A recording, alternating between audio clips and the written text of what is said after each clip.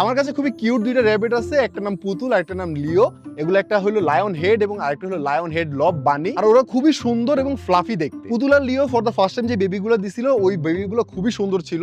একটা ব্রাউন কালারের মেল ছিল আর একটা হোয়াইট এন্ড ব্রাউন মিক্স কালারের মেল ছিল, যেগুলো আমার দেখা সব থেকে কিউট র্যাবিট। তারপরে একটা লম্বা সময় ধরে আমরা পুতুল আর লিওকে একদম ব্রিডিং এ দেই নাই, আমরা সেপারেটলি রাখতাম ওদেরকে এবং 1 বছর ওদেরকে রেস্ট দেওয়ার পরে আমরা ওদেরকে পুনরায় কিছুদিন আগে ব্রিডিং এ দেই এবং 1 বছর পরে আমরা ওদের থেকে আবার 2টা বাচ্চা পাই। আর বাচ্চাগুলো যখন ছোট থাকে তখন ওদের একদম শরীরে কোনো পশম থাকে না এবং শরীরে যখন আস্তে আস্তে পশম আসা শুরু করে তখন যে ওদের ফ্লাফিনেসটা এটা কিন্তু বোঝা যায় না। আস্তে আস্তে যখন পশমগুলো গ্রো করে তখন আপনি বুঝতে পারবেন যে এই বাচ্চাগুলো কত ফ্লাফি হবে। আজকে অলমোস্ট 3 মাসের কাছাকাছি ওদের বয়স হয়ে গেছে। আমি দেখাই ওদেরকে দেখতে এখন কেমন দেখাচ্ছে।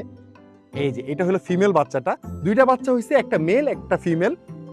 যদিও ওরা কান এখনো কিন্তু উঠায় রাখছে, ওরা কিন্তু বয়স হইলে আস্তে আস্তে কান নামায় ফেলে। এই হইলো 2টা বাচ্চা একসাথে, দেখো কত ফ্লাফি 2টা বাচ্চা।